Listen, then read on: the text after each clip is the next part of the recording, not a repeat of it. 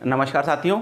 देखिए, हम the praise of chimney sweepers पढ़ रहे थे और हमने लास्ट क्लास में हमने मिस्टर रीड के बारे में पढ़ा और ये रेफरेंस भी आपको ध्यान रखना है क्योंकि एग्जाम में पूछ सकते हैं कि मिस्टर रीड कौन है। तो हमने बताया कि भाई मिस्टर रीड एक ऐसे पर्सन है जो कि क्लेम करते थे, डिक्लेयर करते थे कि केवल इकलौता उनका जो है यहाँ पे लंदन में जो है सलोपियन हाउस है, ठीक है, जिसमें कि सलूप बेची जाती है। लेकिन फिर उसके बाद वो उसमें बताता है कि भाई उनको ऐसा लगता था, लेकिन बहुत सारे लोग भी और हैं।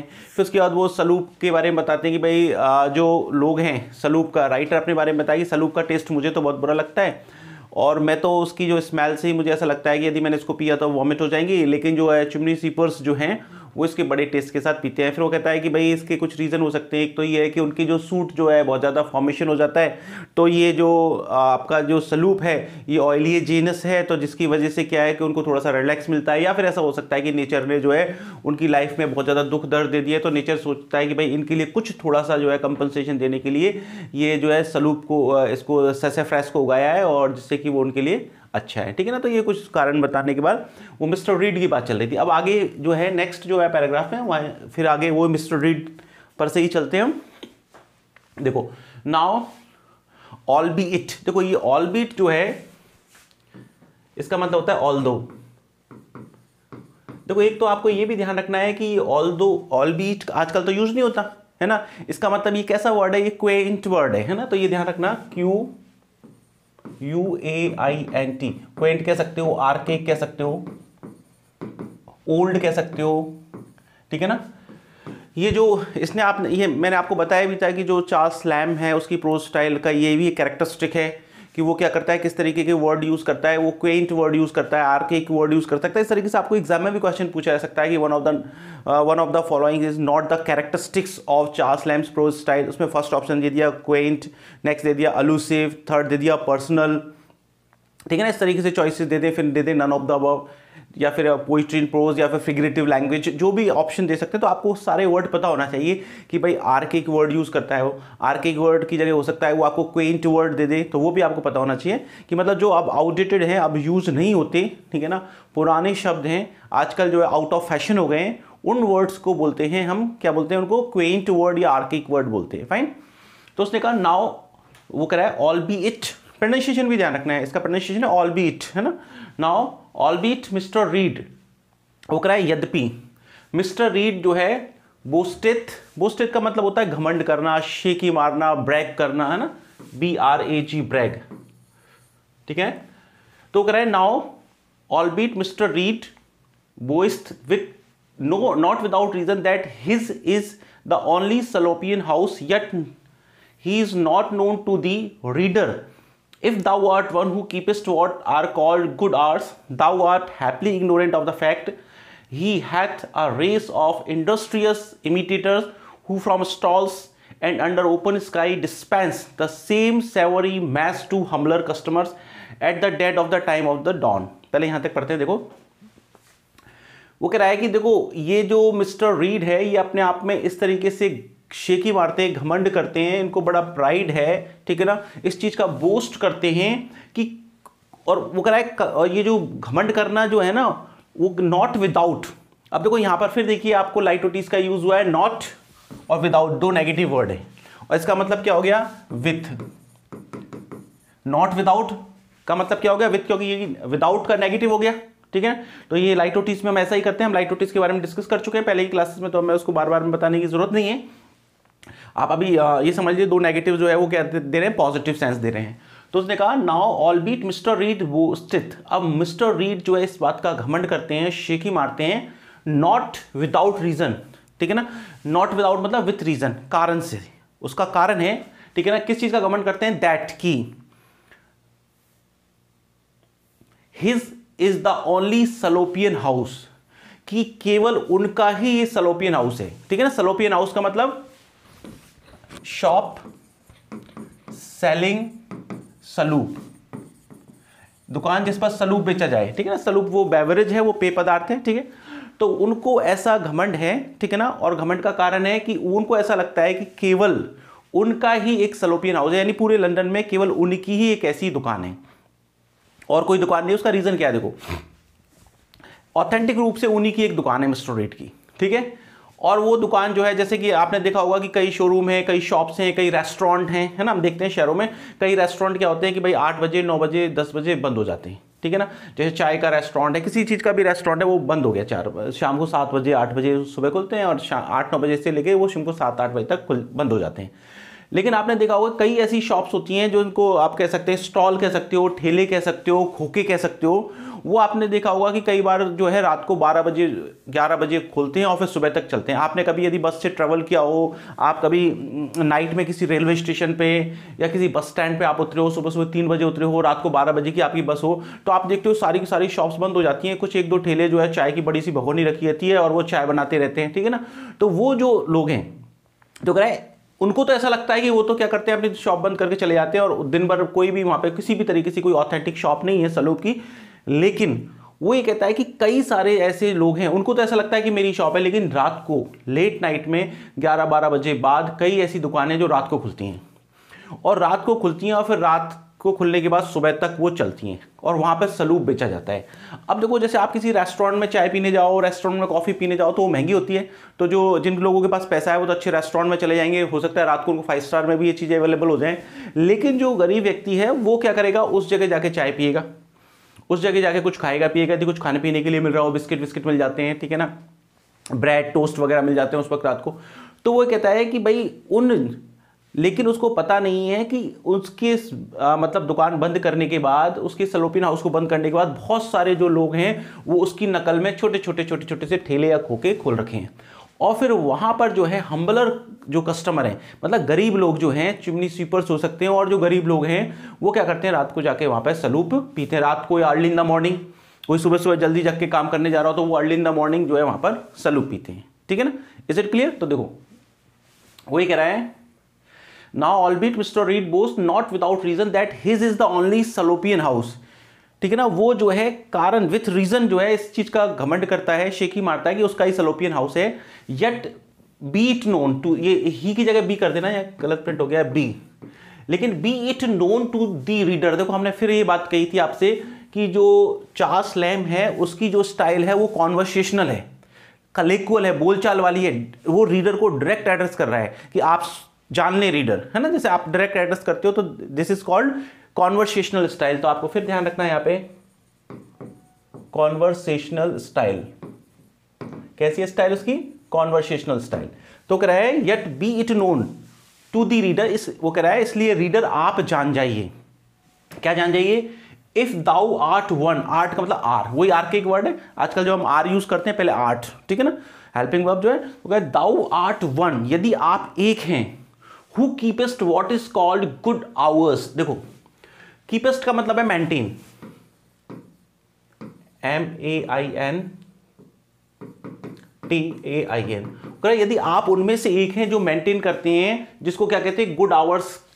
यदि आप में से कोई ऐसा व्यक्ति है जो गुड आवर्स को मेंटेन करता है, तो यहाँ गुड आवर्स का मतलब है कि आपका जो है प्रॉपर मान लो 10 बजे सोने का टाइम है, मतलब जो रात का टाइम सोने का है, और उस वक्त आप क्या है जल्दी सो जाते हो, ठीक है ना। If you are a person who goes to bed early, यदि आप उन व्यक्तियों में से हो जो जल्दी सो जाते हो, और फिर वो जो रात का जो टाइम है, जो सोने का टाइम है, अच्छा समय है सोने का, उसको मेंटेन करते हो। ऐसे नहीं कि रात भर जागते हो या फिर सुबह बहुत जल्दी उठ जाते हो। यदि आप जो है, ऐसा नहीं कि सुबह 3-4 बजे उठ गए, 3 बजे उठ गए, आराम से 10 बजे से 6 बजे तक सोते हो, मतलब जो सोने का टाइम है, तो वो जो गुड आवर्स हैं उसको आप मेंटेन करते हो। इफ वो कह रहा है इफ दाउ आर्ट वन, यदि आप एक वैसे व्यक्ति हो जो मेंटेन करते हो गुड आवर्स। गुड आवर्स को मेंटेन करते हो मतलब who go to bed early, जो बिस्तर पर जल्दी चला जाता है, ठीक है ना, टाइम पे सो जाता है। तो कह रहा है यदि आप मान लो जल्दी सो जाते हो, तो आपको पता ही नहीं है कि रात को वो शॉप खुल जाती है, आपको पता ही नहीं है 12 बजे बाद जो है बहुत सारे सलूब के ठेले लग जाते हैं, सलूब के खोखे लग जाते हैं, तो आपको पता ही नहीं है।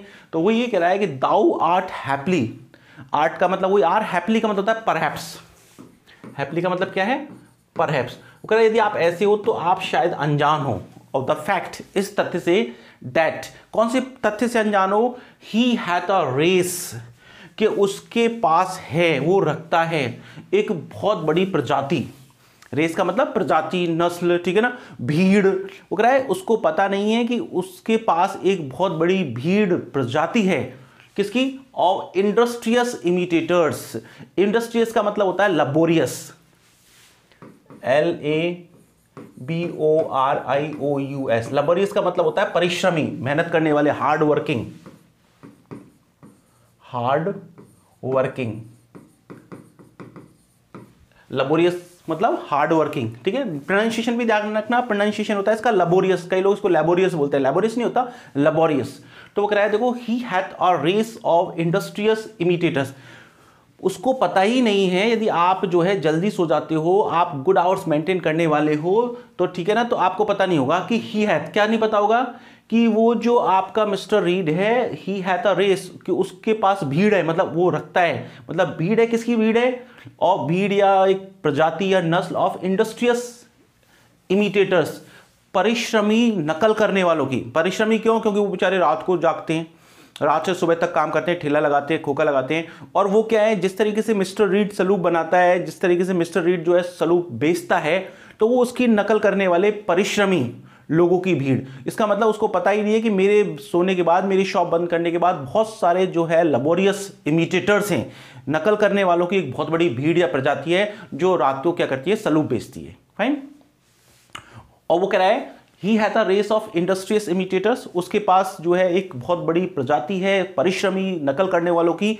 हु फ्रॉम स्टॉल्स, स्टॉल का मतलब क्या होता है, आप कह सकते हो स्मॉल शॉप, स्मॉल, आप कह सकते हो स्मॉल ओपन फ्रंटेड शॉप।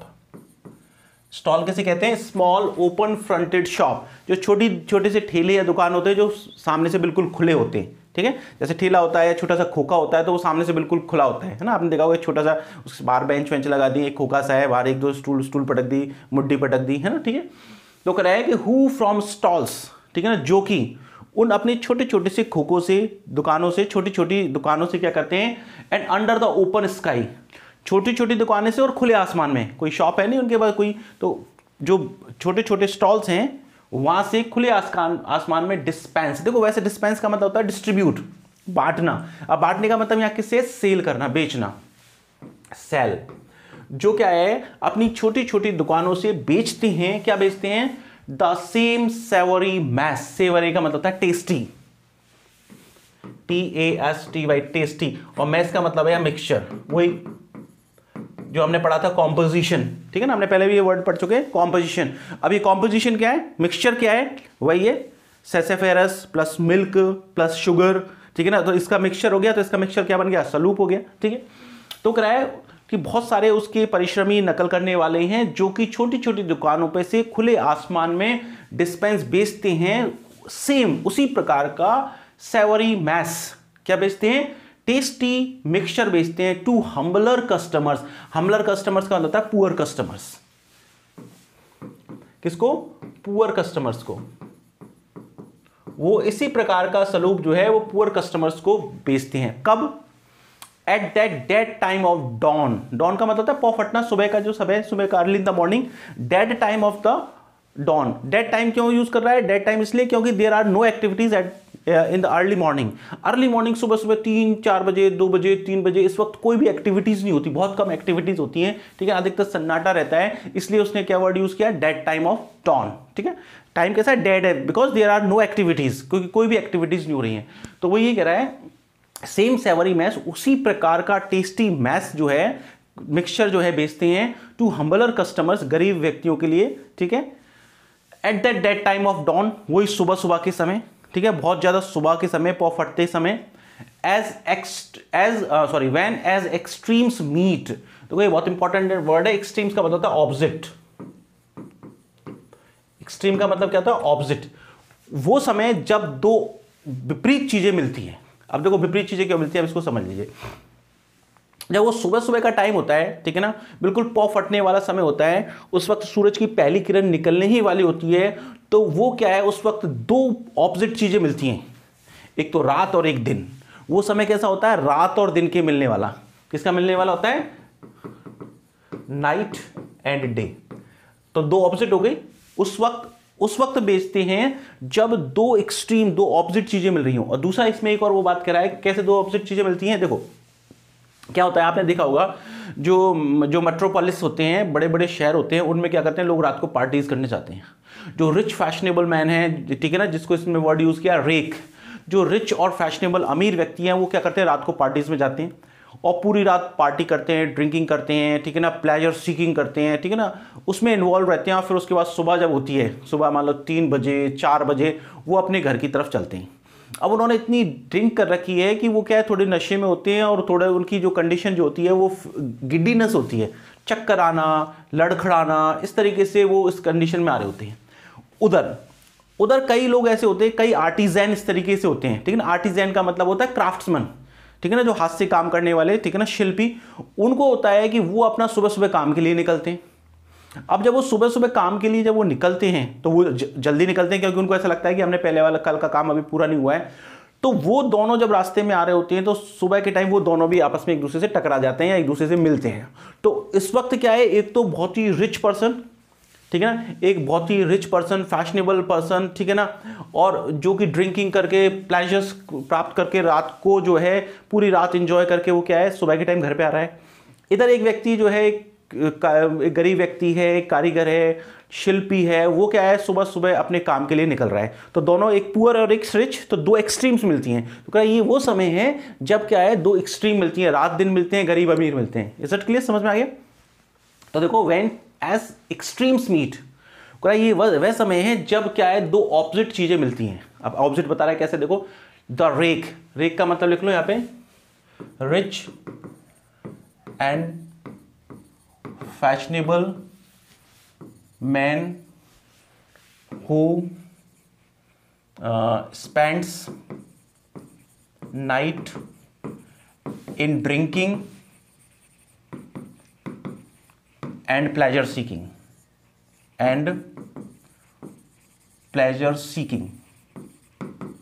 ठीक है। वो कह रहा है रिच एंड फैशनेबल मैन, अमीर आदमी जो कि क्या है, अपनी रात कब किस में गुजारता है, ड्रिंकिंग में और प्लेजर सीकिंग और आनंद करने में, मौज मस्ती करने में, ठीक है। तो उस वक्त द रीलिंग का मतलब होता है फीलिंग गिडी। आप मतलब कैसे, आपको चक्कर से आ रहे हैं, आप लड़खड़ा रहे हैं, उसे बोलते हैं रीलिंग। तो मैं यहां लिख देता हूं, रीलिंग का मतलब लिख लीजिए फीलिंग गिडी, या फिर आप कह सकते हो स्टैगरिंग, लड़खड़ाना। तो उस वक्त क्या होता है, ठीक है ना, वो कह रहा है द रेक, जो फैशनेबल व्यक्ति हैं, अमीर व्यक्ति हैं, वो क्या करते हैं उस वक्त रीलिंग मतलब लड़खड़ाते हुए, चक्कर की स्थिति में, चक्कर खाते हुए होम, घर पर आते हैं, फ्रॉम हिज मिडनाइट कप्स, अपनी मध्य रात्रि की ड्रिंकिंग से। मिडनाइट कप्स का मतलब midnight drinking,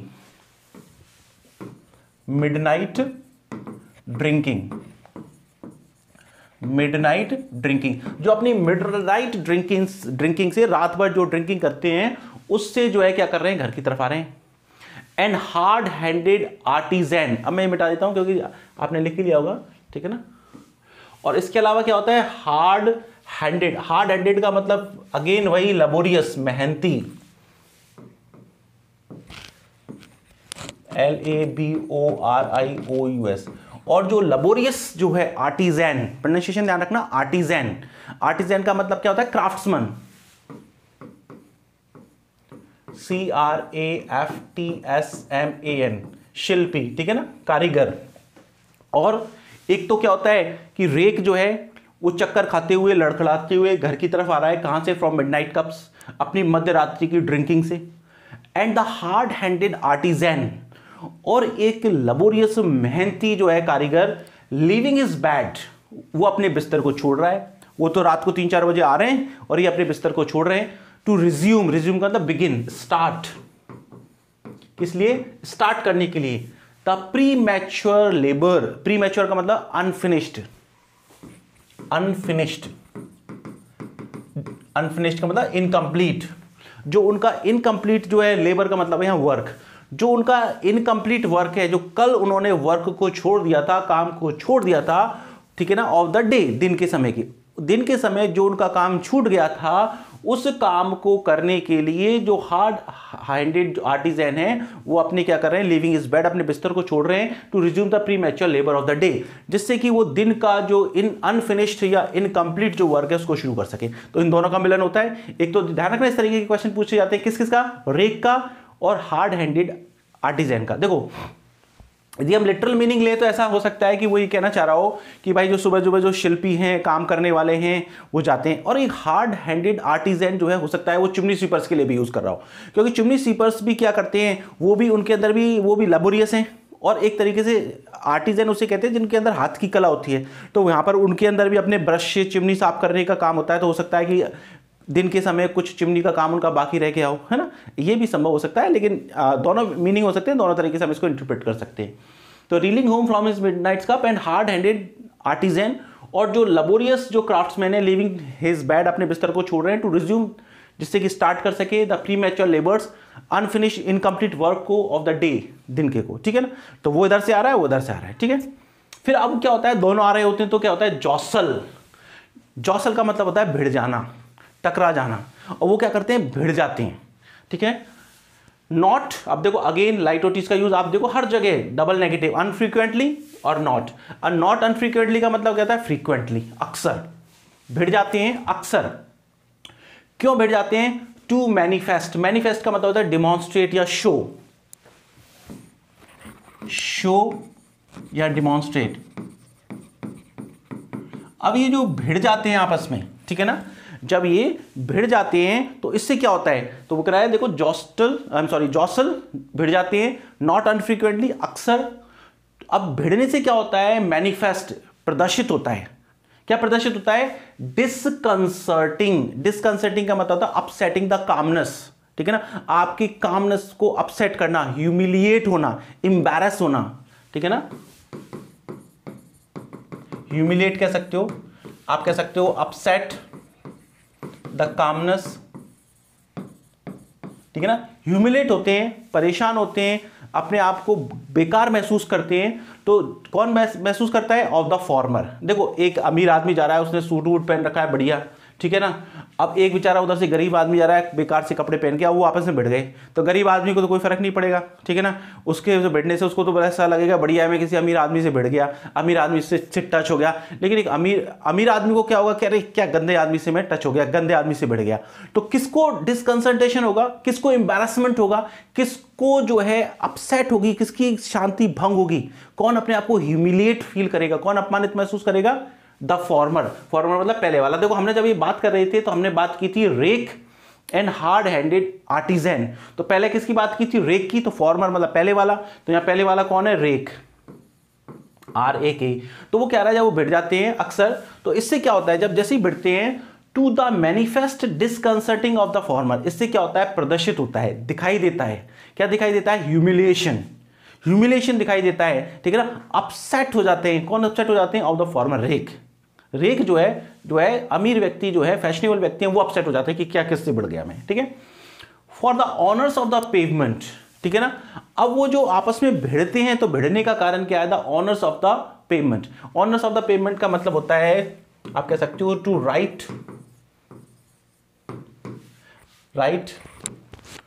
to walk along the pavement, right to walk along the pavement। देखो जैसे आप चल रहे हो, देखो आपने देखा हो कई बार, जैसे आप सीढ़ियों पे चढ़ते हो, बहुत लंबी सीढ़ियाँ हैं, तो जो सीढ़ियों के बगल में जो पकड़ने का होता है, तो अधिकतर लोग क्या करते हैं, उसको, आप जैसे रेलवे स्टेशन पे जा रहे होते हो तो वो सीढ़ियाँ होती है, तो लोग क्या करते हैं, उसको पकड़ के चलते हैं, और उधर से दूसरा उतर रहा हो, तो फिर वो क्या होता है कि एक को इधर होना पड़ता है, ठीक है ना, एक को क्या करना पड़ता है, इधर होना पड़ता है। इधर वो जो रेक है वो तो नशे में, और बेचारे आर्टिजन है, उनको जल्दी हो रही है, तो वो भी सोचते हैं कि पेवमेंट की तरफ ही चलो। हर आदमी क्या करता है कि पेवमेंट की, फुटपाथ की तरफ चलना अपना ऑनर समझता है, ठीक है। जैसे देखो आप ये फुटपाथ पर कोई व्यक्ति चल रहा है, उधर से एक व्यक्ति आ रहा है, अब क्या होगा, एक व्यक्ति को थोड़ा सा इधर होना पड़ेगा जिससे वो पास हो सके। तो वो जो रेक है वो तो नशे में, और इनको जल्दी हो रही है, तो वो आपस में भिड़ जाते हैं। तो भिड़ने का कारण क्या होता है, ऑनर ऑफ द पेवमेंट, कि ये जो फुटपाथ का सम्मान किसे प्राप्त हो, फुटपाथ पे कौन चल सके, इसका मतलब right to walk along the pavement. इसलिए वो भिड़ जाते हैं। और भिड़ जाते हैं तो ये भिड़ना, एक गरीब व्यक्ति से भिड़ना एक रेक के लिए क्या लगता, क्या किस तरीके की फीलिंग लाता है, ह्यूमिलिएशन की। इसलिए वो क्या चीज दिखती है, show of humiliation, demonstration of humiliation is there at that time. उस वक्त जो है हीनता की भावना, एम्बैरसमेंट की भावना, अपसेट होने वाली भावना, शांति भंग होने वाली भावना किसके अंदर आती है, रेक के अंदर आती है, ठीक है। तो दो एक्सट्रीम मिल गए, आप बता दिया। फिर देखो आगे कह रहे हैं, इट इज द टाइम, ये वह समय है, व्हेन इन समर, जब गर्मियों में, ये कौन सी बात है, ये वह समय है जब गर्मियों में व्हेन द एक्सपायर्ड का होता है पॉज, रुक जाना, स्टॉप, पॉज या स्टॉप। ये वह समय है जब इन समर में बीच का समय है। किसके बीच का समय है? एक्सपायर हो जाना, स्टॉप हो जाना, फिनिश हो जाना, पॉज हो जाना। एंड नॉट येट रील्यूमिन्ड, रील्यूमिन्ड का मतलब होता है रिकिंडल, रिकिंडल का मतलब पुनः प्रज्वलित होना। ये उसके बीच का समय है। देखो ये कब समय है, जैसे रात को 9 बजे 10 बजे आपकी किचन का जो है चूल्हा बंद हो गया, ठीक है, और फिर उसके बाद हो सकता है कि 6 बजे 7 बजे आपका जला, ठीक है ना। तो कौन सा समय है? ये वह समय है जब आपकी किचन की फायर जो है बंद हो गई और पुनः जली। आपकी किचन की फायर रात को बंद हो गई और सुबह दोबारा जली, इसके बीच का समय होता है। Is it clear? मतलब 9 10 11 बजे आपका खाना वाना सब बंद हो जाता है, किचन की फायर बंद हो जाती है। सुबह हो सकता है आप जो है 4 5 बजे उठ के चाय वाय बनाते हो, तब वो जलती है। तो ये समय कौन सा है? ये गर्मियों का वो समय है। कौन सा समय है? बिटवीन द एक्सपायर्ड मतलब स्टॉप या पॉज, एंड एक तो पॉज के बीच का और किसका? रील्यूमिन्ड यानी रिकिंडल, पुनः प्रज्वलित होना, पुनः जलने वाला समय होता है किचन फायर्स के, किचन की जो आग है उसके पुनः जलने वाला समय होता है, ठीक है। फिर वो कह रहा है the canals of the fair metropolis give fourth the least satisfactory order. फिर वो कह रहा है और कौन सा समय होता है उस वक्त? सुबह का समय, मतलब और क्या समय होता है उस वक्त? द कैनल्स का मतलब होता है shelter house for dogs, shelter house for dogs, कुत्तों का जो शेल्टर हाउस है उसको बोलते हैं कैनल, ठीक है। और ये वह समय होता है जब कैनल्स जो हैं ऑफ आवर फेयर मेट्रोपोलिस, देखो आवर फेयर मेट्रोपोलिस का मतलब हो गया our beautiful, BEAUTIFUL, our beautiful city of London, city of London, हमारा खूबसूरत लंदन शहर, ठीक है। तो मेट्रोपोलिस का मतलब यहां किससे? लंदन शहर से। तो कह रहा है the canals of our fair metropolis, ठीक है, प्रोनाउंसिएशन ध्यान रखना, मेट्रोपोलिस, ठीक है ना, द कैनल्स। और ये वह समय है जब हमारे शेल्टर हाउस है डॉग्स की, ठीक है ना, कहाँ के? आवर फेयर मेट्रोपोलिस, हमारे ब्यूटीफुल सिटी ऑफ लंदन के जो कुत्तों के जो शेल्टर हाउस हैं, गिव फोर्थ मतलब प्रोड्यूस करना, गिव फोर्थ का मतलब प्रोड्यूस करते हैं द लीस्ट सेटिस्फैक्टरी मतलब अनप्लेजेंट, बहुत कम संतुष्टि देने वाली, इसका मतलब अनप्लेजेंट। लीस्ट सेटिस्फैक्टरी का मतलब क्या होता है?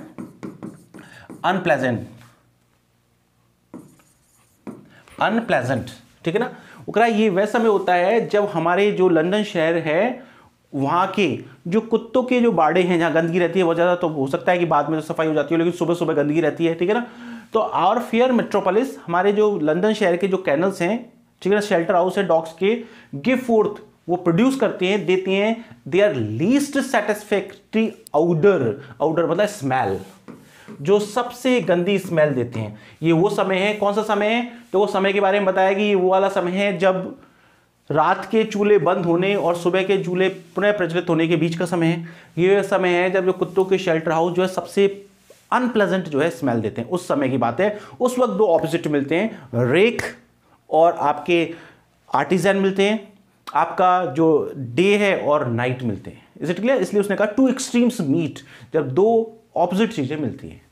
फिर आगे देखो कह रहा है द रेक, फिर वो कह रहा है जो रेक है, ठीक है ना, वो रिच फैशनेबल आदमी है, हु विश्ड मतलब डिजायर करना, चाहना, उसकी डिजायर रहती है, विश रहती है, वो ये चाहता है। वो जो रेक है वो क्या कर चाहता है? टू डिसिपेट का मतलब होता है to make the effect weaker, ठीक है ना।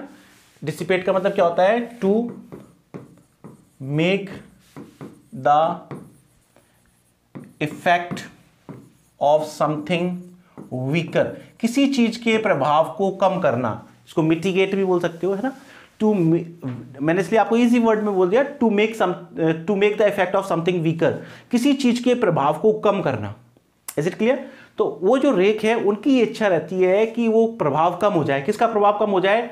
हिज ओवरनाइट वेपर्स, ओवरनाइट्स का मतलब पूरी रात की, ठीक है ना, पूरी रात के जो वेपर्स हैं, वेपर्स का मतलब स्मेल, वेपर्स का मतलब क्या है? स्मेल, जो उन्होंने पूरी रात ड्रिंक की है, अब ड्रिंक करने के बाद उसके मुंह में से स्मेल आ रही है, ठीक है ना। आपने देखा कई लोग ड्रिंक करते हैं तो उसके बाद कुछ मुंह में खा लेते हैं, कुछ पान खा लेते हैं कि स्मेल कैसे जाए, है ना। तो वो कह रहा है कि वो जो है क्या करते हैं उस वक्त, रेक जो है उनकी चाहत रहती है, इच्छा रहती है जो पूरी रात जो उन्होंने क्या किया है कि पूरी रात की जो स्मेल है, किसकी स्मेल है, शराब की जो स्मेल है, वो क्या हो जाए, डिसिपेट, उसका प्रभाव कम हो जाए। डिसिपेट मतलब किसी चीज का प्रभाव कम हो जाना, ठीक है, यानी उसकी स्मेल कम हो जाए। उनकी ये इच्छा रहती है, वो चाहते हैं कि इसका प्रभाव कम हो जाए। उन्होंने जो रात भर की जो स्मेल है उसका प्रभाव कम हो जाए, तो वो क्या करते हैं, the rake who wish to dissipate his overnight vapours in more grateful coffee.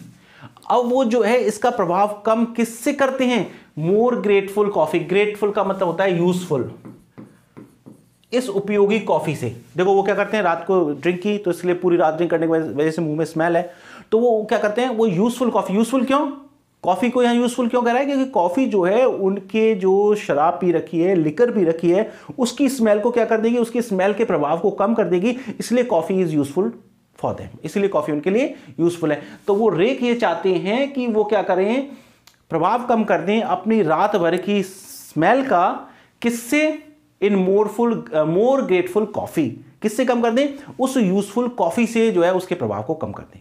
Fine.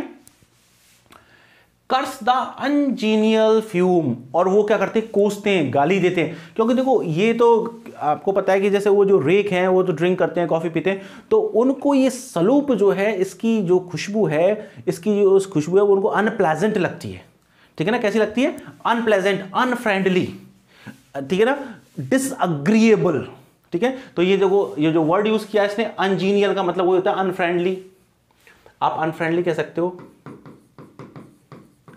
डिसअग्रीएबल कह सकते हो, डिसअग्रीएबल कह सकते हो, ठीक है ना, अनप्लेजेंट कह सकते हो। फ्यूम का मतलब वही स्मेल,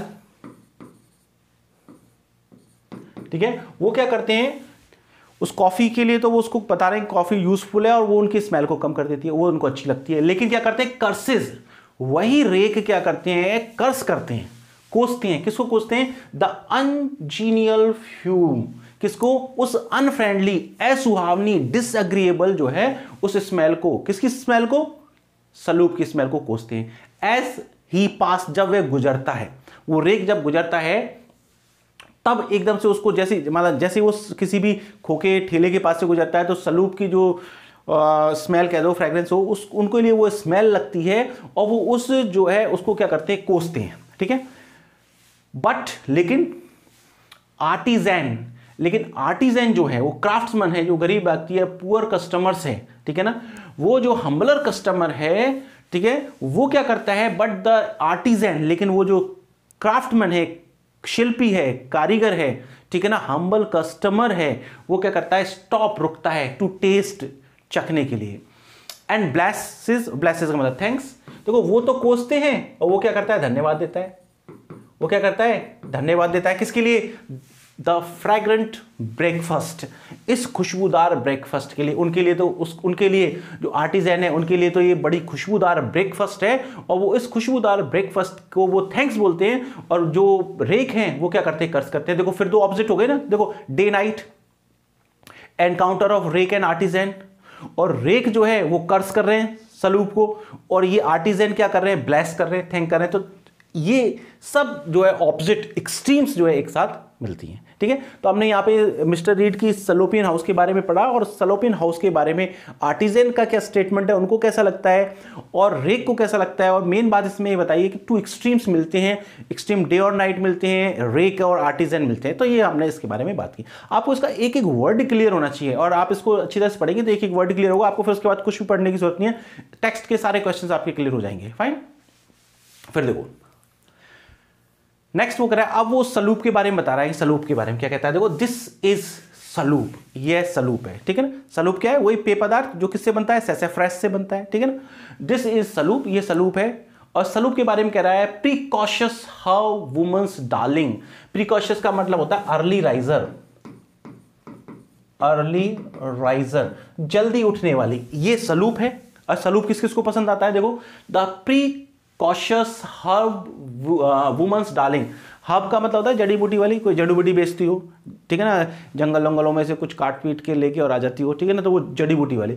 तो वो कह रहा है कि जो ये सलूब जो है जल्दी उठने वाली, अर्ली राइजर, प्रिकॉशियस मतलब अर्ली राइजर, जल्दी उठने वाली हर्ब वुमेन का क्या है, प्रिय पेय पदार्थ है। हर वुमेन्स डार्लिंग, डार्लिंग मतलब प्रिय, लवेबल। ये उस आप देखो क्वेश्चन कैसे पूछ सकते हैं, किस किस के लिए प्रिय है, इनके वर्ड दे दें और इनमें से कोई एक दूसरा वर्ड दे दे, ठीक है ना, एक वर्ड ऐसा दे दें, ये दे दें भाई हर वुमेन्स डार्लिंग, अर्ली गार्डनर, ठीक है ना, और उसके बाद आर्टिजन, और फोर्थ चॉइस दे दे कारपेंटर, है ना। यदि आपने पढ़ा नहीं है तो आपको पता नहीं लगेगा, है ना, और पढ़ा है तो आपको लगेगा कितना इजी क्वेश्चन है ना। ऐसे क्वेश्चन पूछने का क्या फायदा यदि आपने पढ़ा है तो, है ना। तो देखो this is saloop the precocious how women's darling, ये सलूप है जो जड़ी बूटी वाली औरत के लिए प्रिय है। The delight of the early gardener, और वो जल्दी उठने वाला जो माली है, बागवान है, और जो बागवान जो जल्दी उठता है उसके लिए बागवान वगैरह भी क्या है, गरीब आदमी है, जड़ी बूटी बेचने वाली औरत भी गरीब है, तो उनके लिए ये एक डिलाइट का है कि वो सुबह उठते हैं, उठ के सलूप वगैरह पी लेते हैं। तो this is saloop the precocious herb women's darling, उस जड़ी बूटी बेचने वाली जल्दी उठने वाली औरत के लिए प्रिय है। इसके अलावा the delight of the early gardener, और जल्दी उठने वाले माली के लिए भी ये प्रसन्नता का विषय, खुशी की बात है, ये क्या सलूप। और वो कह रहा है अर्ली गार्डनर क्या करता है, हु ट्रांसपोर्ट्स, ट्रांसपोर्ट मतलब कैरी, CARRY कैरी, जो ले जाता है, स्मोकिंग, स्मोकिंग का मतलब है फ्रेश, जो ले जाता है अपनी फ्रेश कैबेजेस को, गोभियों को, जो अपनी फ्रेश गोभियों को ले जाता है, ठीक है ना, हु ट्रांसपोर्ट जो कैरी करता है, हिज स्मोकिंग अपनी फ्रेश कैबेजेस को, बाय ब्रेक ऑफ डे, ठीक है ना, कब, break of the day, break of the day का मतलब है सूर्य की पहली किरण के साथ, ठीक है ना, तो first ray of the sunlight उसे कहते हैं ब्रेक ऑफ द डे, ठीक है, दिन का हिंदी में कहते हैं पॉप हटना जिसको कह सकते हो आप, ठीक है ना, ब्रेक ऑफ द डे का मतलब first sunlight of the day, ठीक है। तो कह रहा है वो जो ले जाता है, जो सुबह सुबह जल्दी जल्दी अपनी फ्रेश कैबेजेस को ले जाता है, कहां से ले जाता है, from Hammersmith to Covent Garden. अब ये नाम ध्यान रखने, देखो कहां से कहां ले जाता है ना, इस तरीके के क्वेश्चन जो है फैक्चुअल क्वेश्चन पूछ सकते हैं। ये जो अपनी सब्जियों को कहां से कहां ले जाता है, हैमरस्मिथ से कहां ले जाता है, कॉवेट गार्डन्स ले जाता है। कॉवेट गार्डन में भी कहां, कॉवेट गार्डन्स फेम्ड, फेम का मतलब फेमस, कॉवेट गार्डन का जो प्रसिद्ध जो है पिएट्स है, ध्यान रखना प्रोनाउंसिएशन क्या होगा, पिएट्स है,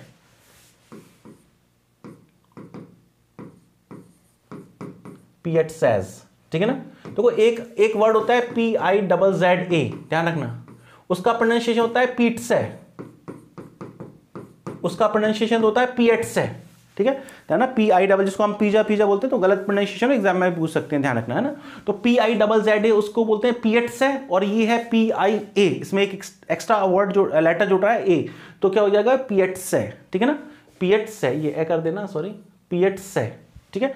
एक्चुअली क्या है कि ये पिएट्स है जो है, एक्चुअली क्या है, एक पब्लिक स्क्वायर होता है, वैसे एक्चुअली इटालियन वर्ड है, पिएट्से जो है एक इटालियन वर्ड है जिसका लिटरल मीनिंग तो होता है पब्लिक स्क्वायर, एक जैसे चौराहा होता है, आपने देखा होगा कि कई जगह क्या हो, बहुत बड़ा सा चौराहा सा होता है, वहाँ चारों तरफ लोग सब्जी, कोई कपड़े बेच रहे होते हैं, कोई सब्जी बेच रहे होते हैं, कोई फल लगे होते हैं, नीचे फुटपाथ पे बहुत सारी सब्जियाँ फल, वो चौराहा सा होता है, ठीक है ना। तो एक्चुअली लिटरल मीनिंग तो इसका मतलब है पब्लिक स्क्वायर, और इटालियन वर्ड है, लेकिन यहाँ पिएट्से का मतलब है फ्रूट एंड वेजिटेबल मार्केट। क्या है, फ्रूट एंड वेजिटेबल मार्केट, मैं लिख देता हूं फ्रूट एंड वेजिटेबल मार्केट।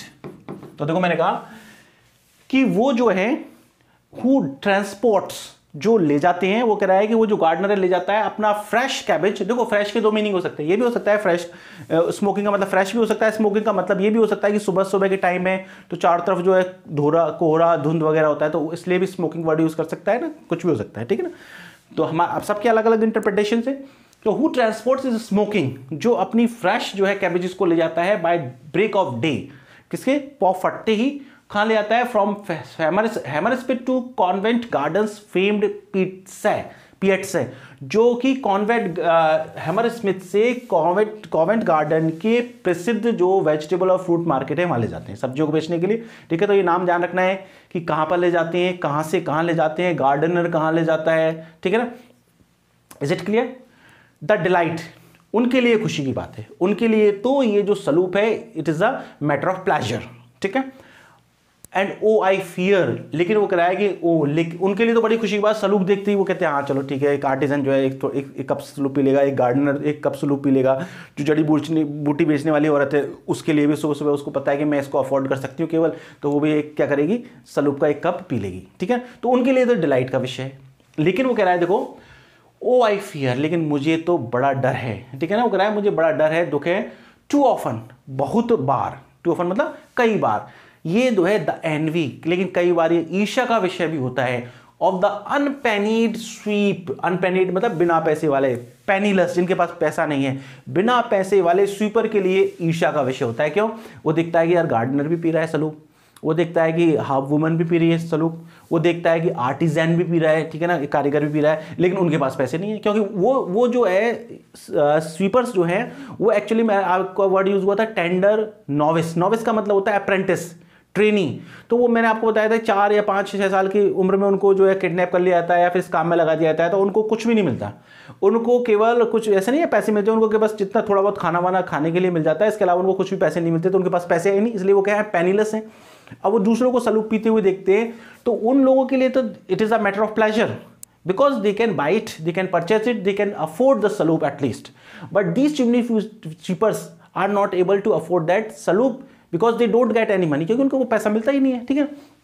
तो वो ये कह रहा है to often the envy of the unpennied sweep, लेकिन ये जो बिना पैसे वाले जिनके पास बिल्कुल पैसा नहीं होता, उन स्वीपर्स के लिए ये एक ईर्ष्या का विषय होता है, ठीक है, ठीक है। फिर देखो हिम शुडेस्ट दाउ हैप्पली, ठीक है ना, हिम किसके लिए यूज हो रहा है, चिमनी स्वीपर्स के लिए, हिम शुडेस्ट दाउ हैप्पली, उसको दाउ हैप्पली एनकाउंटर, उससे आपका जो है हैप्पली का मतलब परहैप्स, उससे वो राइटर कह रहा है, देखो आप दोबारा जो है वो एड्रेस को रिपीट, एड्रेस को जो है आई एम सॉरी रीडर को एड्रेस कर रहा है हिम शुडेस्ट दाउ हैप्पली, उससे जो है आपका शायद एनकाउंटर, एनकाउंटर मतलब सामना होना, उससे मतलब वो जो बेचारा एक चिमनी स्वीपर है जो कि सलूप नहीं पी सकता, ईर्ष्या कर रहा है, तो कह रहा है उससे, राइटर कह रहा है उससे शायद, हैप्पली मतलब शायद, एनकाउंटर मतलब सामना, वो कह हिम शुडेस्ट दाउ हैप्पली एनकाउंटर, उससे शायद आपका सामना हो सकता है। अब सामना कैसे होगा, with his dim visage pendent over the grateful stream regale him with a sumptuous basin, it will cost thee but 3 and a slice of delicate bread and butter and added half penny। अब देखो यहाँ पहले यहाँ तक लो, अगर आपका सामना हो तो आपको क्या करना चाहिए, देखो वही पहले वाली बात फिर रिपीट कर रहे हैं, ठीक है ना। उसने कहा था ना कि आप जो है उसको 1 पेनी दे दें, और यदि स्टार्विंग वेदर हो तो ये दे दें, इस तरीके से, तो दोबारा उसको वही बात कर रहा है, वही कह रहा है देखो आप जो है उससे आपका सामना हो सकता है। अब उससे सामना होगा तो कैसे देखेगा वो आपको, विथ हिज डिम, डिम का मतलब डार्क, अब वो बेचारा चिमनी स्वीपिंग का काम करता है तो डार्क है, काला, विजिज, विजिज का मतलब होता है फेस, प्रोनाउंसिएशन भी ध्यान रखना, विजिज, विजिज है ना, इसलिए दे रहा हूं क्योंकि इंपॉर्टेंट है आपके एग्जाम में, जो प्रोनाउंसिएशन पूछे जाते हैं तो इसी तरीके के वर्ड्स के पूछे जाते हैं।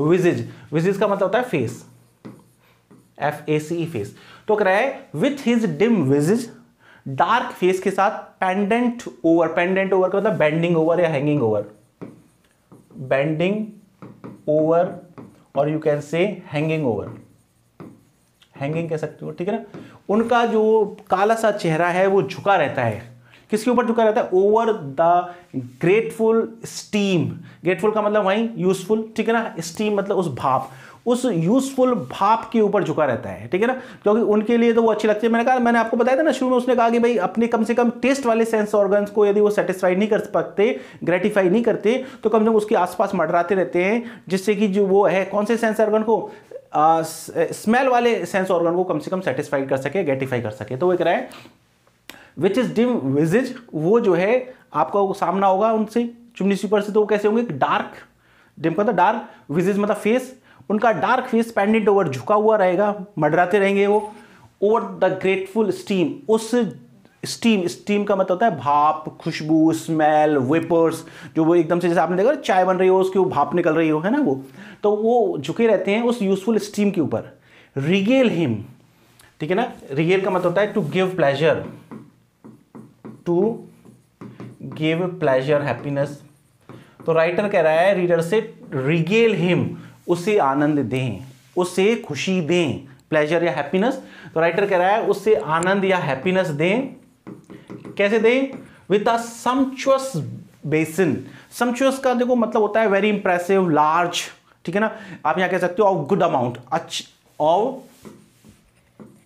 ऑफ ए गुड अमाउंट, एक अच्छी मात्रा में, ठीक है ना, ऑफ ए गुड अमाउंट, एक आप इंप्रेसिव लार्ज मात्रा में उसको क्या दे, बेसिन दे, बेसिन मतलब कप, इसका मतलब उसको एक अच्छी मात्रा में जितनी चाहिए से 1 कप 2 कप जो भी है आप क्या करें उसे आनंद दें, ठीक है ना, रिगेल हिम, उसे आनंद दें। उसको आनंद किससे मिलेगा, विथ अ सम्पचुअस बेसिन, यदि आप उसको एक पर्याप्त मात्रा में क्या है कप पिला दें। बेसिन का मतलब कप, कप का मतलब सलूप, उसको आप क्या कर दें एक पर्याप्त मात्रा में, अच्छी मात्रा में, impressive. It will cost the but 3.5 pennies। फिर वो कह रहा है कि यदि आप उसको इस तरीके से एक जो है अच्छी अमाउंट का एक यदि आप उसको एक कप पिलाते हैं, ठीक है, तो उससे क्या होगा, उसको आनंद आएगा, आनंद आएगा। लेकिन आपके लिए क्या होगा, it will cost the but 3.5 pennies, आपके लिए इसकी कॉस्ट कितनी पड़ेगी, केवल 3.5 pennies, यानी 3.5 pennies मतलब लगभग 1.5 pennies जो है इसको आपके इसकी कॉस्ट पड़ेगी। And a slice of delicate bread and butter and added 1/2 penny। इसके अलावा वो कह रहा है कि देखो आप उसको क्या करें, एक सम्पचुअस बेसिन और सलूप तो पिला ही दें, एक अच्छी अमाउंट में जो है कप किसका, सलूप का पिला दें। इसके अलावा वो कह रहा है कि ए स्लाइस, स्लाइस का मतलब पीस, टुकड़ा किसका दे दे, एक डेलिकेट ब्रेड, एक नरम सी ब्रेड का एक टुकड़ा भी उसको दे दे, ठीक है। And added 1/2 penny। अब यदि आप एक ब्रेड खिलाएंगे तो जैसे उसने कहा कि भाई 3.5 penny से यदि ब्रेड और खिलाएंगे तो वो क्या हो जाएगा 1/2 penny और उसमें ऐड हो जाएगा, मतलब 1/2 penny का और खर्चा हो जाएगा। तो आप इतना सा उसके लिए करें। फिर देखो ये जो नेक्स्ट आगे की बात कह रहा है वो बहुत ही इंपॉर्टेंट है और वो आप उसको अच्छी तरह से समझिए। वो कह रहा है, देखो पहले मैं आपको समझाता हूं जिससे आपको समझ में आए। वो कह रहा है यदि आपने ऐसा किया तो क्या होगा, ऐसा करने से आपको बहुत फायदा होगा। वो कह रहा है, देखो पहले एक बार मैं पढ़ के बता देता हूं। सो मे दाई culinary fires ease the overcharged secretions from thy worst placed hospitalities। पहले तो मैं आपको एक बार हिंदी में समझा देता हूं वो क्या कह रहा है। देखो वो कह रहा है कि यदि आपने ऐसा किया तो क्या होगा कि सो में दाई culinary fires। देखो culinary का मतलब होता है, लिटरल मीनिंग होता है related to food and cooking. Culinary का मतलब क्या होता है, related to food and cooking. जब हमने देखो फ्रांसिस बेकन का ऑफ स्टडीज पढ़ा था, जब भी हमने बात की थी कलिनरी इमेजेस की, कि उसने कलिनरी इमेजेस यूज की हैं, ठीक है ना, कुकिंग से रिलेटेड, फूड से रिलेटेड इमेजेस यूज किए। उसने कहा था some books are to be tasted, some other to be swallowed and some other to be chewed and digested. तो हमने बात की थी कि यहाँ पे किस तरीके से कलिनरी इमेजेस यूज किए, हॉर्टिकल्चर इमेजेस यूज किए। जब हमने वहाँ डिस्कस किया था तो वहाँ ये वर्ड आया था आपने कलिनरी। तो कलिनरी के बारे में हमने कहा कि related to food and cooking. अब यहाँ पे related to food and cooking, food और कुकिंग का काम क्या होता है, किचन। तो यहाँ पे क्या सेंस है, किचन, ठीक है। तो कलिनरी का सेंस क्या है, किचन, किचन फायर, ठीक है ना। जब किचन में खाना बनाते हैं तो किचन में जो फायर जलाते हैं उसे कहते हैं कलिनरी फायर, ठीक है। आगे देखो, ईस्ट ऑफ ओवरचार्ज, ईस्ट का मतलब होता है reduce, REDUCE, reduce of the overcharged secretions from thy worst place hospitalities. देखो वो क्या कह रहा है, आपने उसे पैसा दिया, ठीक है, आपने उसे पैसा दिया तो क्या होगा कि आपने अपनी उसके प्रति एक हॉस्पिटैबिलिटी बता दी, मेहमान नवाजी बता दी, आपने उसको किया। आप क्या करते हो, जनरली हम क्या करते हैं, जिन लोगों को हॉस्पिटैलिटी की जरूरत नहीं होती, जिनको मान लो जैसे कोई आदमी आया आपके घर पे आया, उसका पेट भरा हुआ है और आप वो कह रहा है नहीं नहीं मैं तो नहीं खाना खाऊंगा, फिर भी आपने उसको खूब सारी सब्जियां बना दी, बहुत सारी स्वीट्स बना दी, खाना बना दिया, और उसको उसकी जरूरत नहीं है, वो ऐसा खूब खाना खाते रहता है, उसको उसका कोई इंपॉर्टेंस नहीं है, उसको भूख भी नहीं है, लेकिन आपने बहुत सारा क्या कर दिया, उसके लिए खाना बना दिया। तो जहां मेहमान नवाजी की जरूरत नहीं थी वहां आपने मेहमान नवाजी कर दी। तो इसके लिए उसने वर्ड यूज किया है worse placed hospitality. Worse placed का मतलब है मिसप्लेस्ड। वर्स प्लेस्ड का मतलब क्या है, मिसप्लेस्ड। मिसप्लेस्ड का मतलब वो ये कहना चाह रहा है कि आपको अपनी मेहमान नवाजी किसके लिए दिखानी चाहिए, चिमनी स्वीपर के लिए। उनको वास्तव में जरूरत है तो आप उनको 3.5 penny दे दो, और मतलब 1/2 penny दे दो, उसके लिए एक अच्छा कप सलूक का पिला दो और डेलिकेट सी ब्रेड एंड बटर दिला दो, तो ये बहुत अच्छी मेहमान नवाजी होगी। आप इसकी जगह क्या है, उन लोगों की मेहमान नवाजी करते हो जिनको इन चीज़ों की जरूरत नहीं है। अब जब आप मेहमान नवाजी करते हो तो क्या करते हो, घर पे बहुत सारा खाना बनाते हो, बहुत सारा खाना बनाते हो तो वो किचन में ज़्यादा आग जलती है। जब किचन में ज़्यादा आग चलेगी तो ज़्यादा स्मोक निकलेगा, स्मोक ज़्यादा निकलेगा तो चिमनी में क्या होगा, ज़्यादा सूट फॉर्मेशन होगा, ज़्यादा कालीख का निर्माण होगा। फाइन। फिर वो कह रहा है देखो अब, लेकिन मान लो आपने क्या किया कि उसकी मेहमान नवाजी कर दी, उसको सलूप पिला दिया। उसको सलूप पिलाने से 2 फायदा होगा, एक तो आपकी वो चिमनी साफ कर देगा, आपने उसको पैसे दिए, उसने सलूप पी लिया तो चिमनी साफ कर देगा। चिमनी साफ करने से एक तो फायदा ये होगा कि आपकी चिमनी में आग लगने का खतरा कम रहेगा। दूसरी बात ये भी है कि आपने मेहमान नवाजी उसकी कर दी, तो आप जिन लोगों को मेहमान नवाजी की जरूरत नहीं है उनके लिए ज़्यादा खाना नहीं बनाओगे, ज़्यादा किचन में फायर नहीं जलेगी, ज़्यादा किचन में फायर नहीं जलेगी, तो वो जो सूट फॉर्मेशन है वो क्या होगा, कम होगा। सूट का निर्माण जो है वो कम होगी, कम आग जलेगी तो कम सूट का निर्माण होगा। सूट का कम निर्माण होगा, कम आग जलेगी, तो क्या होगा कि जो ऊपर जो धुआं जाता है किचन में से, किसमें, आसमान की तरफ जो धुआं जाता है चिमनी में, ओके, तो वो भी क्या होगा, कम जाएगा, बहुत कम मात्रा में जाएगा। और कम मात्रा में जाएगा तो इससे क्या होगा, इससे क्या फायदा होगा, जब कम मात्रा में धुआं ऊपर जाएगा तो किचन, अब इसमें क्या होता है, देखो एक चीज और है, जैसे चिमनी है, चिमनी मान लो आपने किचन में बहुत खाना बना, उसमें बहुत सारी धुआं गया, धुआं जाके धीरे धीरे किचन की चिमनी में जो है वो क्या हो गया, वो एक ब्लैक पाउडर इकट्ठा होता चला गया, जैसे आप क्या कहते हो, सूट बोलते हो, कालिक बोलते हो। अब क्या होगा कि जैसे आपने कभी खाना बना रहे हो, आज आपने बहुत अच्छा, मान लो बहुत अच्छी डिश बनाई, बहुत अच्छा सूप बनाया, वो कह रहा है कि वेल इंग्रेडिएंट्स सूप, अच्छी तरह से बहुत सारी चीज़ों को कंपाउंडेड करके, मिक्स करके, बहुत सारी चीज़ें, आपने तो कोई बहुत अच्छा डिश बनाई, आपने गाजर का हलवा बनाया, उसमें सारी चीज़ें डाली, किशमिश, बादाम और बहुत सारे जितने भी ड्राई फ्रूट्स हैं वो डाले आपने, और बहुत अच्छा मावा डाला, दूध डाला, बहुत अच्छी आपने गाजर का हलवा बना लिया।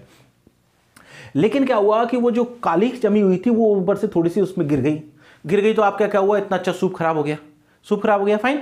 तो यदि आप चिमनी स्वीपर को, यदि उसके प्रति हॉस्पिटैबिलिटी दिखाओगे, उसके प्रति मेहमान नवाजी दिखाओगे, उसको एक सलूब का कप पिला दोगे, तो वो आपकी चिमनी साफ कर देगा, तो आपके सूप को खराब होने का खतरा बच गया, क्योंकि जब वो पूरे के पूरे उसको सूट को साफ कर देगा चिमनी में, तो वो सूप के नीचे गिरने की संभावना नहीं रहेगी, ठीक है।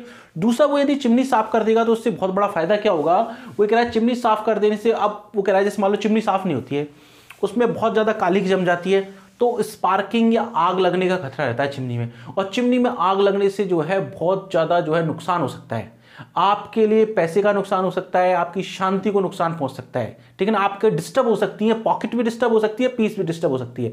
अब आप देखो, चिमनी में स्पार्किंग हो गई, चिमनी में आग लग गई, तो कैसा दृश्य होगा, उस दृश्य का वर्णन कर रहा है, वो कह रहा है ऑडियस क्राई, हॉरेबल क्राई, भयानक चीखें, और चीखें कहां तक पहुंच रही है, इस गली से दूसरी गली, जैसे देखो आग लग गई, जैसे आग लग गई, तो क्या होता है, आजकल तो फायर ब्रिगेड वगैरह है, पहले से नहीं, तो उस घर में से पानी ला रहे हैं, कहीं से मिट्टी ला रहे हैं, गांव में देखो आपने कभी आग लगाते तो इस घर में से पानी, सब लोग भागते हैं, तो अरे आग लग गई, उसके घर में आग लग गई, उसके घर में आग लग गई, तो ये जो हॉरेबल क्राई है, भयानक चीखें हैं, ये क्या करती हैं, इस गली से उस गली में पहुंचती हैं, सब जगह पहुंचती है, आग लग गई, आग लग गई, आग लग गई, किसके, because chimney set on fire, वो कह रहा है आग लग गई, क्यों, क्योंकि चिमनी में चार, वो कह रहा है उस घर में आग लग गई, उस घर में आग लग गई, भागो भागो बचाओ, ये करो, क्यों, वो कहते हैं उस चिमनी में आग लग गई, ठीक है ना।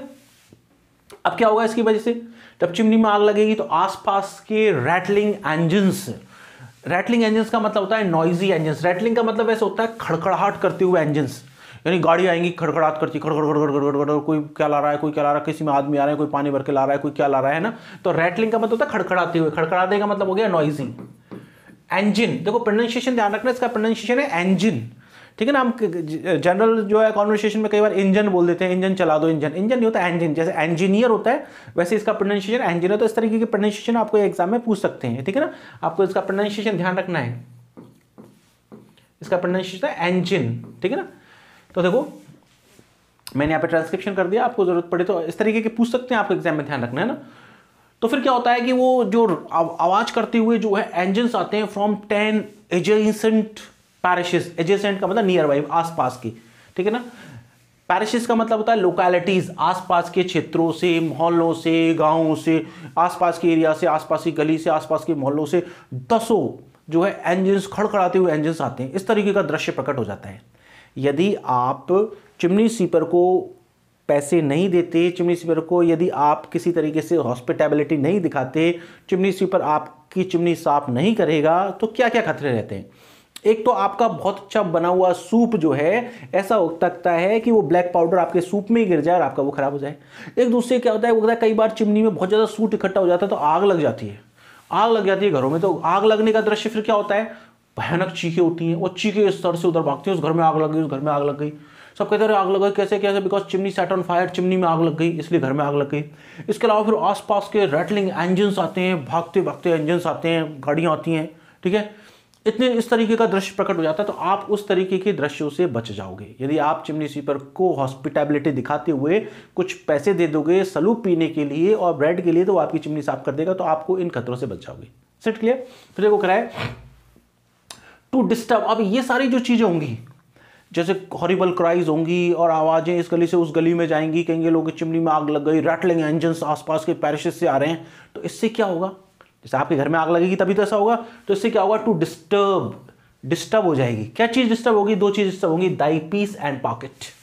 आपकी शांति भी डिस्टर्ब होगी और आपकी पॉकेट भी डिस्टर्ब होगी, मतलब आपका पैसा भी खर्च हो जाएगा, आपके घर में कोई सामान जल गया, किसी का ये जल गया, किसी का वो जल गया, तो पॉकेट, आर्थिक नुकसान हो गया, और पीस और शांति तो भंग होगी, और ये हो गया, वो क्या जल गया, डिस्टर्ब होगी, ठीक है ना। और वो सब चीज डिस्टर्ब होने का रीजन क्या है, वो कह रहा है for a casual scintillation. For का मतलब बिकॉज ऑफ, किसके कारण, कैजुअल का मतलब होता है सडन, कैजुअल का मतलब क्या होता है, सडन, और सिंटिलेशन का मतलब ऐसा होता है स्पार्क, चिंगारी, और यहाँ स्पार्क का मतलब किससे, फायर से। जो अचानक चिंगारी से या अचानक आग लग जाती है, उसकी वजह से ऐसा दृश्य जो प्रकट हो जाता है, ठीक है ना, उसकी वजह से आपकी पॉकेट और आपकी पीस डिस्टर्ब हो जाती है। और यदि आप चिमनी स्वीपर्स पे हॉस्पिटैबिलिटी दिखाएंगे तो आपकी चिमनी साफ कर देगा, तो इन चीजों से बच जाओगे। Is it clear.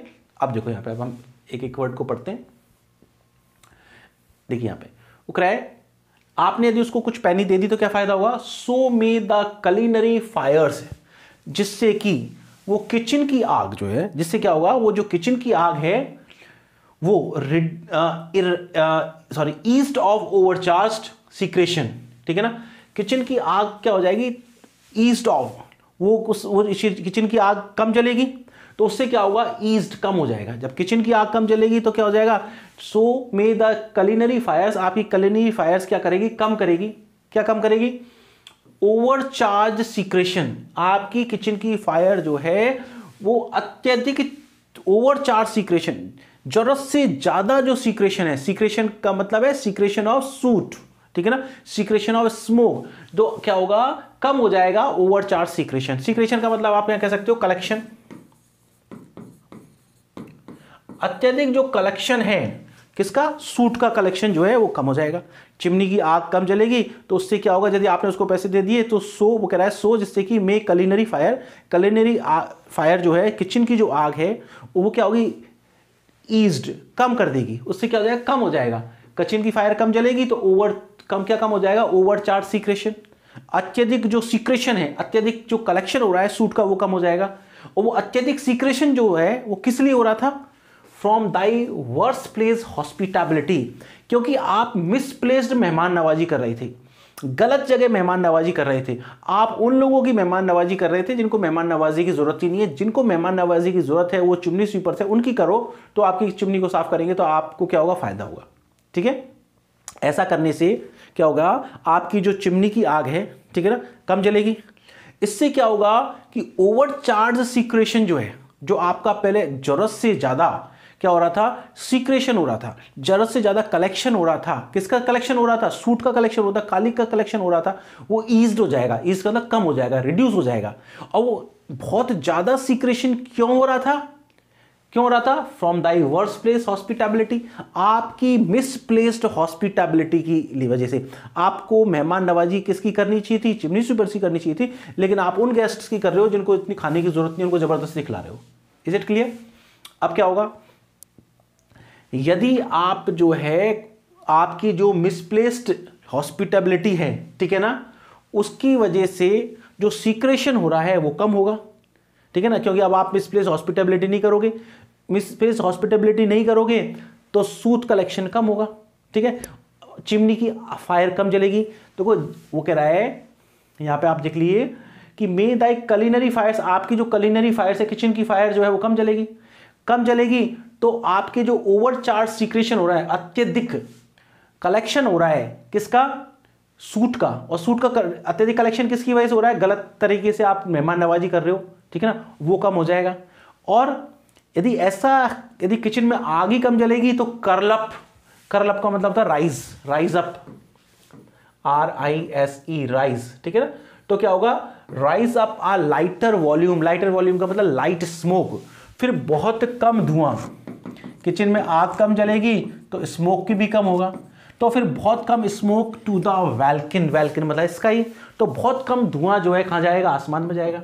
जब किचन में आग कम जलेगी, ठीक है ना, किचन में आग कम जलेगी तो सूट फॉर्मेशन कम होगा, ठीक है, सूट फॉर्मेशन जो आप मिसप्लेस हॉस्पिटेबिलिटीज की वजह से बहुत ज़्यादा हो रहा था, और जब बहुत कम आग जलेगी तो इसकी वजह से क्या होगा कि जो स्मोक है, ठीक है ना, वो भी बहुत कम, स्मोक जो ऊपर आग जलेगी तो स्मोक ऊपर की चिमनी में से होकर जाएगा तो वो भी कम जाएगा। तो क्या curl the rice the lighter, lighter का मतलब लाइट स्मोक, कम स्मोक जाएगा टू द वेलकन स्काई पर।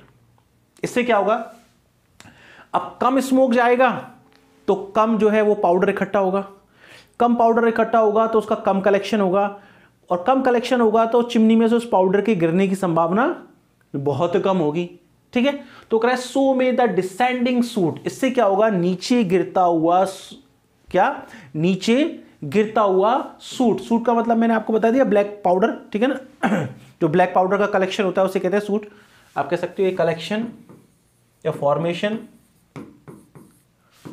ऑफ ब्लैक पाउडर, और ब्लैक पाउडर वो आपको पता है फायर की वजह से जो ब्लैक पाउडर को हिंदी में काली बोलते हैं, इंग्लिश में सूट बोलते हैं। ठीक है, जिससे कि क्या होगा, द डिसेंडिंग सूट, जिससे कि नीचे गिरता हुआ जो ब्लैक पाउडर का कलेक्शन है, सूट है, वो नेवर टेंट, कभी भी खराब नहीं करेगा।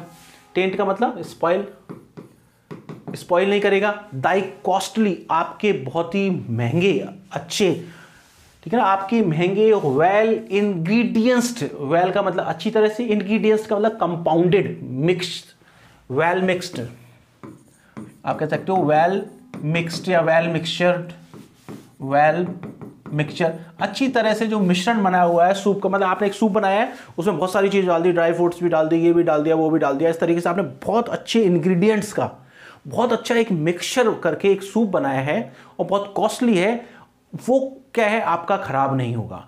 क्यों? क्योंकि आपने अपनी चिमनीज को तो किससे साफ करवा लिया, चिमनी स्वीपर से, क्योंकि उनके प्रति हॉस्पिटैबिलिटी दिखा दी। आपने वो जो गलत लोगों के प्रति हॉस्पिटैबिलिटी मान लो नहीं की तो आपकी चिमनी में सूट भी कम इकट्ठा होगा। इससे क्या होगा, बहुत कम सूट इकट्ठा होगा तो वो नीचे नहीं गिरेगा, नीचे नहीं गिरेगा तो आपने जो बहुत अच्छा सूप बनाया वो भी नहीं खराब होगा। Got it? एक तो ये। दूसरा देखो, इसके अलावा यदि मान लो आप उनको यदि कुछ दे देंगे चिमनी स्वीपर्स को तो आपको फायदा क्या होगा, आपकी चिमनी साफ हो जाएगी। चिमनी साफ हो जाएगी तो और क्या होगा, देखो, नॉट द आउडियस क्राई, ना ही, आउडियस मतलब हॉरिबल, HORRIBLE, हॉरिबल, ना ही वो जो भयानक चीखें सुनाई देंगी आपको। अब वो देखो एक दृश्य बता रहा है, किस तरीके से एक पिक्चर क्रिएट कर रहा है कि यदि घर में आग लग जाती है, चिमनी में आग लगने की वजह से, तो कैसा दृश्य प्रकट हो जाता है। चारों तरफ भयानक चीखें, इस गली से उस गली तक चीखें पहुंचती हैं, लोग कहते हैं चिमनी में आग लग गई, आसपास जो है आवाज़ करते हुए इंजन्स आते हैं, ठीक है ना, इस तरीके का दृश्य क्रिएट होता है। तो कह रहा है नॉर द आउडियस क्राई, फिर कह रहा है यदि आपकी चिमनी साफ रहेंगी क्योंकि आपने उनके प्रति हॉस्पिटैबिलिटी दिखाई है चिमनी स्वीपर्स के प्रति, तो क्या होगा, नॉट द आउडियस क्राई, ना ही क्या होगा जो भयानक चीखें हैं, क्विक रीचिंग, जो बहुत तेजी से पहुंच जाती हैं फ्रॉम स्ट्रीट टू स्ट्रीट, एक गली से दूसरी गली, और उस गली में आग लग गई, उसके घर में आग लग गई, तो उसके घर में आग लग गई, सब आवाजें पहुंच जाती हैं। ठीक है, नॉट द आउडियस क्राई, ना ही horrible cry, quick reaching from street to street, जो कि बहुत जल्दी एक गली से दूसरी गली में पहुंच जाती हैं। किस तरीके, कौन सी चीखें होती हैं वो भयानक, of the fired chimney, of the fired chimney मतलब chimney set on fire, chimney set on fire, कि अरे भाई चिमनी में आग लग गई, चिमनी में आग लग गई, इस तरीके की भयानक जो आवाजें वो भी नहीं होंगी। और क्या इसकी वजह से क्या होता है, और क्या दृश्य क्रिएट होते हैं, इनवाइट रैटलिंग इंजन्स, और रैटलिंग इंजन्स इनवाइट किए जाते हैं, घड़घड़ाते हुए आवाज करते हुए क्या आते हैं, इंजन्स आते हैं, गाड़ियां आती हैं, फ्रॉम 10 एजेसेंट पैरिशेस, 10 आसपास के लोकेलिटीज से, आसपास के मोहल्लों से 10 घड़घड़ाते हुए, खनखनाते हुए, आवाज करते हुए इंजन्स आते हैं। ठीक है, फिर क्या होता है, इससे क्या होगा, to disturb thy peace and pocket, ठीक है ना, इन सब चीजों से, घड़घड़ाते इंजन आ रहे हैं, भयानक आवाज हो रही है, इधर से उधर चीखें मच रही हैं, इससे क्या होगा, टू डिस्टर्ब हो जाएगी, क्या डिस्टर्ब हो जाएगी, दाई पीस एंड पॉकेट, आपकी पॉकेट और पीस मतलब आपकी शांति भी भंग हो जाएगी और आपकी पॉकेट भी डिस्टर्ब हो जाएगी, मतलब आपका आर्थिक नुकसान भी होगा। और इन सब का कारण क्या होगा, इन सब का कारण होगा फॉर, बिकॉज, क्यों होगा, बिकॉज कैजुअल सिंटिलेशन, क्योंकि अचानक चिंगारी या आग लग गई। अचानक चिंगारी या आग लगने की वजह से चिमनी में आग लग जाती है, चिमनी में आग लगने की वजह से घर में आग लग जाती है, जिसकी वजह से चारों तरफ हॉरेबल क्राइज होती हैं। ये क्राइज एक गली से दूसरी गली में पहुंचती हैं। इसकी वजह से रैटलिंग एंजन्स आते हैं। रैटलिंग एंजन्स, इन सब चीज़ों की वजह से आपकी पीस एंड पॉकेट दोनों डिस्टर्ब हो जाती हैं। और यदि आप किसी भी चिमनी स्वीपर को हॉस्पिटैबिलिटी दिखाकर उसको एक सलूप का कप पिला देंगे और ब्रेड और बटर खिला देंगे तो वो आपकी चिमनी साफ कर देगा, तो आप जो है इन चीज़ों से बच जाएंगे। आप नॉरा ओडियस क्राई, आपको कोई भयानक आवाज़ सुनाई नहीं देगी, कोई इधर से उधर चीखें सुनाई नहीं देंगी, कोई जो है चिमनी में आग नहीं लगेगी, किसी प्रकार के रैटलिंग एंजन्स आपके बगल के पैरिशेस से नहीं बुलाए जाएंगे और किसी भी प्रकार से आपकी चिमनी में आग नहीं लगेगी, जिसकी वजह से आपकी पीस और पॉकेट भी डिस्टर्ब नहीं होगी। एक तो फायदा ये हो जाएगा। दूसरा आपका फायदा ये हो जाएगा कि चिमनी में से जो कालिक गिरती है, पाउडर गिरता है, उसकी वजह से आपका कभी कभी ऐसा हो सकता है कि आपका जो वेल इंग्रेडिएंट्स सूप जो है वो खराब हो जाए, तो उससे भी आपको बच जाओगे। आपका वेल इंग्रेडिएंट सूप भी खराब नहीं होगा। फाइन, तो ये हमने इसमें पढ़ा। ठीक है, फिर देखिए मैं आपको बताता हूं कि आपको किसी भी जो आपके टेक्स्ट दिए हुए हैं, क्योंकि आपका जो ग्रेड 1 में प्रिस्क्राइब्ड सिलेबस है, सिलेबस प्रिस्क्राइब्ड है, पिन पॉइंटेड कि ये उससे बाहर जाना नहीं है। ठीक है ना, कहीं भी ऐसा नहीं कि अनसर्टेनिटी हो कि भाई कुछ भी पूछ लिया जाएगा, ऐसा नहीं है। तो आपकी जितनी भी टेक्स्ट हैं उनका आप वर्ड फॉर वर्ड पढ़ लीजिए। ठीक है ना, वो नहीं कि आप कहिएगा भाई मैं तो असंख्य जो है क्वेश्चंस कर रहा हूँ, इसमें से भी कर रहा हूँ, इस बुक में से भी कर रहा हूँ, इसमें से भी कर रहा हूँ, वो सब सिमिलर मिलते जा रहे हैं, इसमें से उनसे कुछ नहीं होगा। प्रैक्टिस जरूरी है, लेकिन आपको ध्यान रखना आपका टेक्स्ट क्लियर है ना, तो आप हजारों तरीके के क्वेश्चंस के आंसर दे देंगे। आपके टेक्स्ट का वर्ड फॉर वर्ड क्लियर होना चाहिए। ठीक है, तो मैं आपको एक सारी चीज़ों के ऐसे वर्ड फॉर वर्ड पढ़ा रहा हूँ, आप इनको अच्छी तरह से समझें। और देखिए, मैंने असिस्टेंट प्रोफेसर वाले एग्जाम में भी कहा था कि जो कुछ मैं पढ़ा रहा हूँ वो मोर देन सफिशिएंट है। आप ये चीज़ें मैं पढ़ा रहा हूँ, टेस्ट जो सीरीज़ के जो टेस्ट हैं वो बहुत वेल प्लान्ड है और उनकी एक्सप्लेनेशन इतनी अच्छी है, इतनी सारी इसमें एक्सप्लेनेशन दे रहा हूँ मैं कि आपको वो एक तरीके से पूरा कोर्स ही हो गया। उस जो एक्सप्लेनेशन है आप उसमें देखेंगे आपको कितनी सारी चीज़ें आपको मिलेंगी, सारी चीज़ों के चॉइसेस के क्वेश्चंस के आंसर हैं, उनके सारे रीजंस बताए हुए हैं। तो आप इन चीज़ों को पढ़ लीजिए, इसके बाद किसी भी चीज़ की जरूरत नहीं पड़ेगी। मैंने असिस्टेंट प्रोफेसर में भी कहा था, तो आपको उसका रिजल्ट बताएगी, 1st, 2nd, 3rd, 4th, 6th, 7th और अंडर 10 में 12 रैंक्स। तो उसका रीज़न यही है। तो आप फेथ करके जो मैं पढ़ा रहा हूँ ना उसको आप अच्छी तरह से पढ़ लीजिए। मैं कोई चीज़ छोड़ूंगा ही नहीं, आपको सारा वर्ड फॉर वर्ड पूरा का पूरा, बहुत छोटा सा सिलेबस है, कोई ज़्यादा बड़ा इशू नहीं है इसमें। तो आपको सारी चीज़ें यहाँ याद हो जाएंगी और सारी चीज़ें बिल्कुल सारे कंप्लीट नोट्स हैं आपके पास। इसके अलावा आप टेस्ट है, टेस्ट की आपके पास PDF है, नोट्स की PDF है। ये क्लासेस में एक वर्ड पढ़ा रहा हूँ, सारे वर्ड मीनिंग्स आपको वैसे भी मैंने नोट्स में भी दिए हुए हैं, तो आप उनको पढ़ लीजिए। उससे ज़्यादा बाहर कुछ है ही नहीं, उसी को पढ़ लेंगे, आपका काम कंप्लीट हो जाएगा। फाइन, बाकी काम पढ़ेंगे नेक्स्ट टर्न पे। Thank you.